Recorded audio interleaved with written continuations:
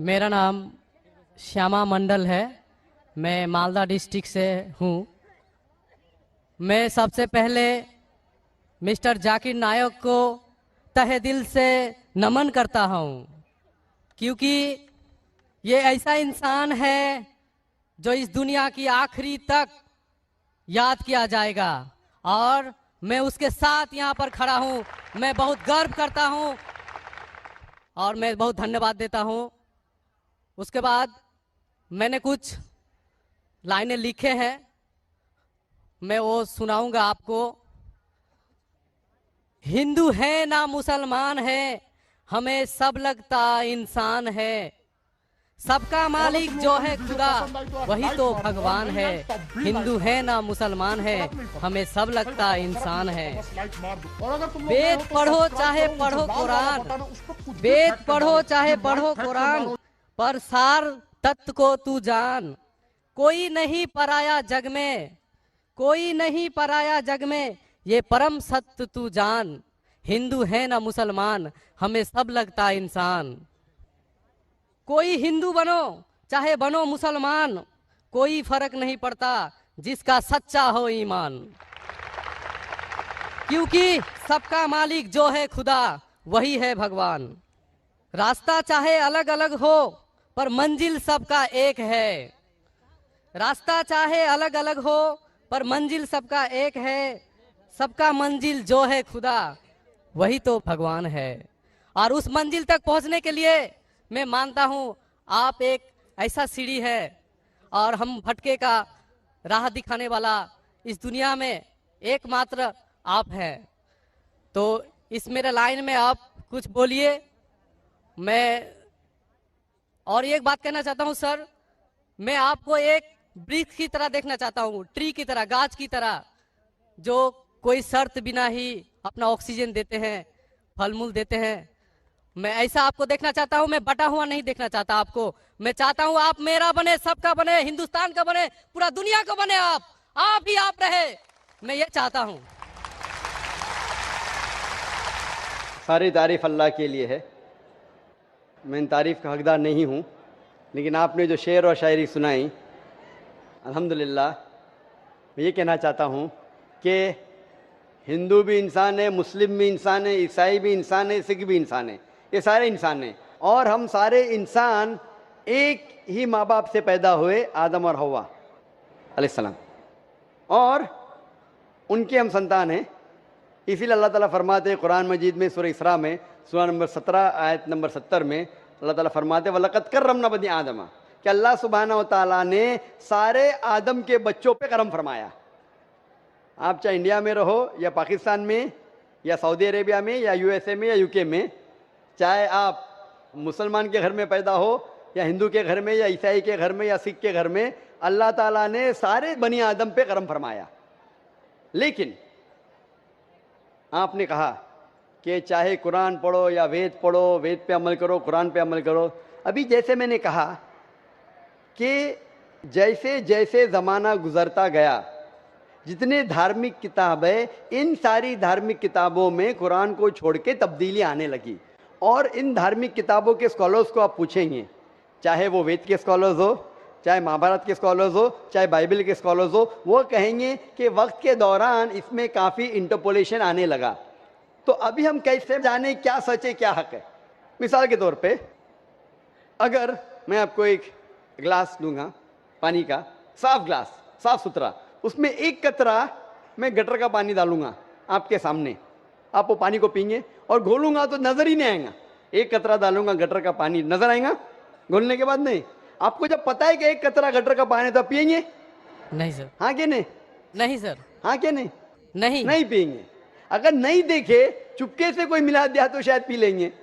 तो अक्सर लोग को ये नहीं पता है कि मिलावट हो चुकी है।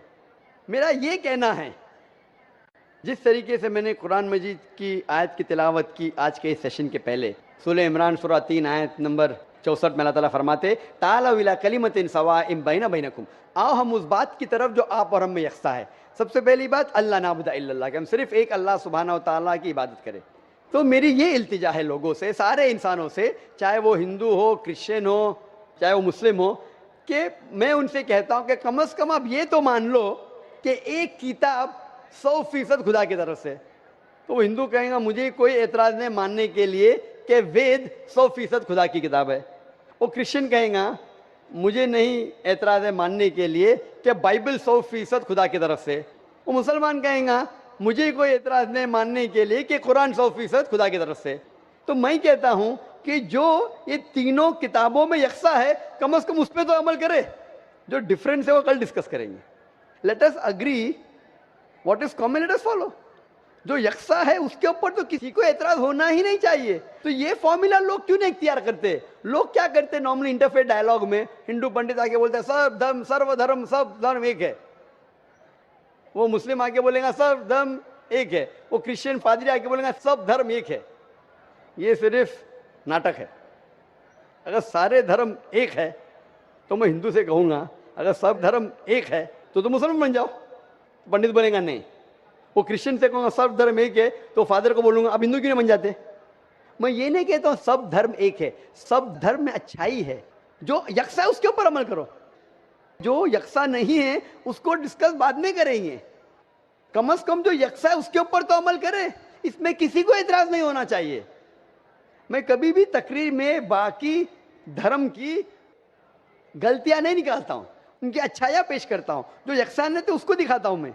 अनलेस कोई डिबेट में मुझे मजबूर करे तो अलग बात है, लेकिन अक्सर मैं धर्म की अच्छाइयां बयान करता हूं और जो यकसानियत है उसके ऊपर अमल करने के लिए कहता हूं। इसीलिए मैं कहता हूं अगर Christian means a person who follows the teachings of Jesus Christ peace be upon him, अगर ईसाई आप उसे कहते हैं जो ईसा अलैहिस्सलाम का कहना मानता है, तो मैं कहता हूं मैं और हम मुसलमान ईसाइयों से ज्यादा ईसाई है। ईसाइयों से ज्यादा ईसाई है, क्योंकि अगर आप बाइबल पढ़ेंगे ईसा अलैहिस्सलाम क्या फरमाते हैं, हम मुसलमान उसके ऊपर ज्यादा अमल करते हैं। बाइबल में लिखा है कि ईसा अलैहिस्सलाम फरमाते हैं कि एक भी चीज अगर आप ओल्ड टेस्टामेंट की नहीं मानेंगे तो आप जन्नत में नहीं जाएंगे। बाइबल में लिखा है बुक ऑफ लेविटिकस में कि आप सूअर का गोश्त मत खाओ। Book of Deuteronomy chapter number 14 verse number 8 में, book of Isaiah chapter number 65 verse number 2 से 5 में लिखा है सूअर का गोश्त मत खाओ। हम मुसलमान नहीं खाते लेकिन अक्सर ईसाई खाते। बाइबल में लिखा है बुक ऑफ एफिसियंस में चैप्टर नंबर 5 वर्स नंबर 18 में कि आप शराब मत पियो। Book of Proverbs chapter number 20 verse number 1 में क्या शराब नहीं पीना चाहिए। हम मुसलमान शराब नहीं पीते, अक्सर ईसाई शराब पीते। बाइबल में लिखा है Gospel of Luke chapter number 2 verse number 21 में पढ़ेंगे ईसा अलैहिस्सलाम का खतना किया गया था 8 दिन पे। मुसलमान की खतना होती है लेकिन अक्सर ईसाई की खतना नहीं होती। तो अगर आप देखेंगे कि ईसाई का मतलब वो कि जो ईसा अलैहिस्सलाम का कहना मानता है, तो आप बाइबल पढ़ेंगे तो आप जानेंगे मुसलमान ईसाई से ज्यादा ईसाई है। उसी तरीके से आप हिंदू की किताब अगर पढ़ेंगे, हिंदू मानी क्या कि हिंदू एक्चुअली ज्योग्राफिकल डेफिनेशन है भाई साहब। हिंदू मीन्स, ये सबसे पहले हिंदू किसने लफ्ज दिया था? अरबों ने जब हिंदुस्तान में आए, उस टाइम हिंदुस्तान कहते नहीं जाता था। जब अरब आए तो यहाँ कहने लगे हिंदी। हिंदी जो ये इंडस वैली सिविलाइजेशन था, इस अतराफ में जो भी लोग रहते थे उसे अरब कहते थे हिंदी। तो ये लफ्ज हिंदू आया अरबों से। इसीलिए मैं आज भी जब जाता हूं सऊदी अरेबिया, लोग कहते हिंदी हिंदी हिंदी में। तो ज्योग्राफिकली मैं हिंदू हूं, जो हिंदुस्तान में रहता है वो हिंदू है। और पंडित जवाहरलाल नेहरू कहते हैं कि ये लफ्ज हिंदू कोई भी हिंदू शास्त्र में आपको नहीं मिलेगा जब तक मुसलमान हिंदुस्तान में नहीं आए। अरब हिंदुस्तान आने के बाद ये लफ्ज हिंदू उनके शास्त्र में आया। उसका मतलब ये लफ्ज हिंदू दिया मुसलमानों ने। तो Hindu is a geographical definition. तो उस डेफिनेशन से मैं हिंदुस्तान में रहता हूं और मुझे गर्व है कि मैं हिंदुस्तानी हूं। तो उस डेफिनेशन से मैं हिंदू हूं। और अगर आप बोलते धार्मिक वेद पढ़ेंगे तो वेद को पढ़ चुका हूं मैं, भगवत गीता पढ़ चुका हूं, महाभारत पढ़ चुका हूं। जो यकसान है तो उसके ऊपर अमल करता हूं। जो अहम है, जो ब्रह्म सूत्र हिंदुइज्म का एकम ब्राह्मण द्योत्या नास्ते नैना नास्ते किंचन, भगवान एक ही है, दूसरा नहीं है, नहीं है, नहीं है, जरा भी नहीं है। तो ये कहना मंजिल एक है और रास्ते अलग है। मंजिल एक है लेकिन रास्ते अलग है, ये कह रहे हैं। मैं कहता हूं कि मंजिल अगर एक है, अगर आपको जाने का है, किधर भी जाने का है तो एक डायरेक्शन ही रहेगा ना। फिर चाहे आप ट्रेन से जाओ, चाहे बस से जाओ, चाहे प्लेन से जाओ, दिशा लेकिन एक होना चाहिए। आपकी दिशा ही गलत है तो पहले मंजिल को तो तलाश करो। मंजिल क्या है पहले वो तो जान लो। तो सारी धार्मिक किताब में मंजिल एक ही है कि खुदा एक है, उस खुदा का कोई अक्स नहीं है और सिर्फ उस खुदा की इबादत करना चाहिए। और सारी किताबों में, चाहे बाइबल हो चाहे वेद हो, कुरान में लिखा है कि आखिरी पैगंबर जो आपको रास्ता दिखाएंगे मोहम्मद सल्लल्लाहु अलैहि वसल्लम में। बाइबल आप पढ़ेंगे, बाइबल में लिखा है गॉस्पेल ऑफ जॉन में चैप्टर नंबर 16 में वर्स नंबर 12 से 14 में ईसा अलैहिस्सलाम फरमाते हैं, I have many things to say unto you, but ye cannot bear them now. For he, when the Spirit of truth shall come, he shall guide you into all truth. He shall not speak of himself, all that he hears shall he speak. यहाँ ईसा अलैहिस्सलाम कहते हैं कि मुझे आपको बहुत कुछ कहना है, लेकिन आज आप समझ नहीं पाएंगे।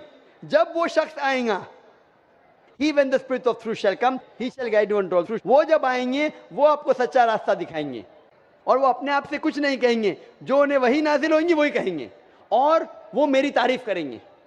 ये शख्स इसने ईसा अलैहिस्सलाम की तारीफ की। मोहम्मद सल्लल्लाहु अलैहि वसल्लम में कुरान मजीद में ईसा अलैहिस्सलाम का जिक्र है, 25 बार नाम से जिक्र है ईसा अलैहिस्सलाम का। तो बाइबल में भी लिखा है कि आखिरी पैगंबर जो आने वाले मोहम्मद सल्लल्लाहु अलैहि वसल्लम है। तो मैं ये कहता हूँ सारे इंसानों से कि आप अपनी धार्मिक किताब को पढ़ो, समझो और ये तहकीक करो कि कॉमन क्या है। कम से कम कॉमन पे तो अमल करो। जो कॉमन नहीं उसके ऊपर डिस्कशन कर सकेंगे। तो कॉमन पे अमल नहीं कर रहे हो, बोलते मैं धार्मिक हूं, तो धार्मिक किधर हुए आप? जो डिफरेंस है उसके ऊपर बाद में अमल करो। कॉमन लिखा हुआ है कि खुदा एक है, खुदा के कोई अक्स नहीं है, उसके अलावा किसी की इबादत नहीं करना चाहिए। आखिरी पैगंबर मोहम्मद सल्लल्लाहु अलैहि वसल्लम के ऊपर तो अमल करो। कॉमन लिखा है कि शराब मत पियो, कॉमन लिखा है औरतों को हिजाब करना चाहिए, बाइबल में भी लिखा है, वेद में भी लिखा है, कुरान में भी लिखा है। कॉमन ये लिखा है कि जुआ खेलना हराम है। ये सब जो कॉमन है, आप मेरी तकरीर सुनिए। इस्लाम और ईसाईयत में यकसानियत, इस्लाम और हिंदुइज्म में यकसानियत, इसके ऊपर अमल करो और इंशाअल्लाह इस पे अगर कम से कम अमल करेंगे तो दुनिया में शांति रहेगी और असल भाईचारा रहेगा।